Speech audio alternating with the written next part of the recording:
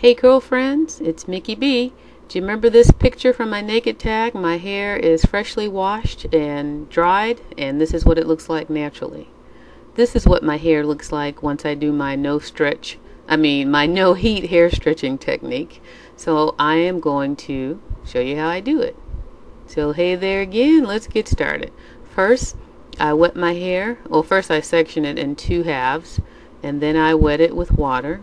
I don't overly wet it, and I do get it just above damp because I do want some water on it, because I'm going to use the water is necessary to set the texture in my hair. And then I'm going to add some of my favorite conditioner, Tresemme Luxurious Moisture Conditioner.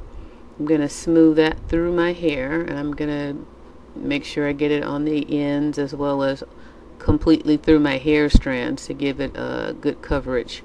So all the hair, because this is also going to help form the curls, and what I'm trying to do here is build texture in my hair as well as add moisture. Now I'm adding my African shea butter mix, which consists of shea butter, olive oil, coconut oil, and Jamaican black castor oil.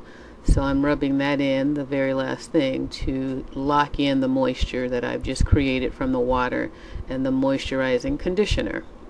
And again, making sure to get the ends. Now I'm going to lightly, and I do mean lightly, brush my hair. I'm just really smoothing it down. I'm not even brushing it because I don't want to brush out all the texture that I've just created. So again, just lightly brushing and smoothing to give it a neat, smooth finish. And I'm going to use pipe cleaners to do this. I use 3 pipe cleaners. I twist them together for one long strand because that's what I need for the length of my hair. And I'm showing you here that one end is looped on the end and the other one is just plain straight. And this is how I loop the other end. I do that so you can easily take it off when it's time to come off. So I put my thumb on it, twist it around. This is very much like African threading, except for just with a pipe cleaner, but it's a lot easier in my opinion. I make sure that as I'm wrapping it around, I'm keeping the spacing pretty equal along the hair strands, and then I'm going to leave the edges or the ends of my hair out, and I just close it off with the looped end, so when it's time to come out I can find it easily and unravel it, and it won't catch my hair.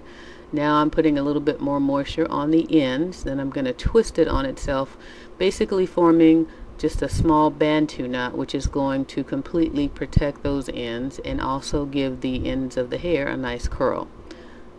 And there you have it. The first half is done. Second half, do the same thing. Spritz with water and get it pretty moist. Not too saturated, but nice and moist. And we're going to add some conditioner, smooth that through. And then the shea butter mix. And we're going to make sure we include those ends, smooth it all through, showing you the texture that it's created. And the reason that I'm focusing on that is because, again, I do my light brushing to smooth it down, but I don't pull too hard and I don't brush too hard. Well, let me just go over this again. I'm going to stick the flat end under my thumb and then just start wrapping it around,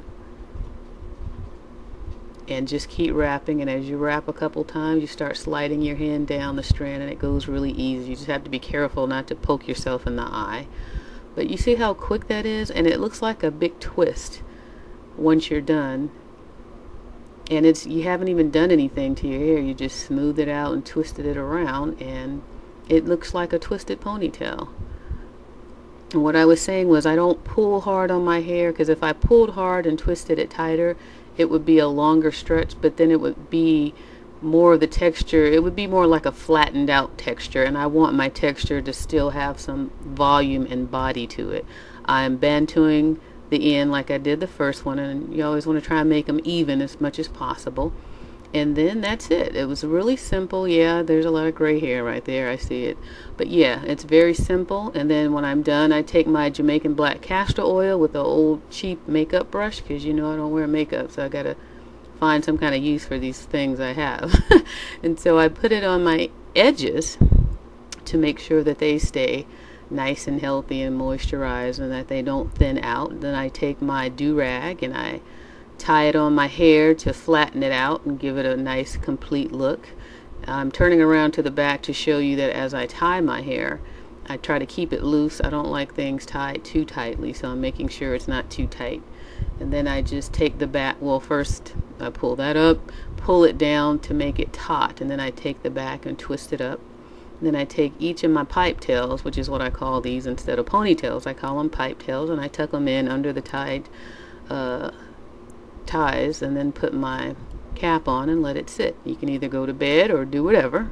Here I am 5 days later. I'm taking it out. When I do this, I always leave this in for a while. I don't just do it overnight, because this is just a quick, easy, run out the house kind of thing for me. Plus it stretches my hair, so majority of the time I don't take it out the next day. But you see how easily this is unraveling. It's very effortless. You just find the looped end at the bottom and start unraveling it. You don't get any pulling. It doesn't pull your hair out. And we're going to go to the other side and do the same thing. Just unravel it, and then you've got your stretched hair. And you'll see the stretch on my hair once I get this other pipe cleaner piece out. And you see how it's just stretched and it's nice and dry.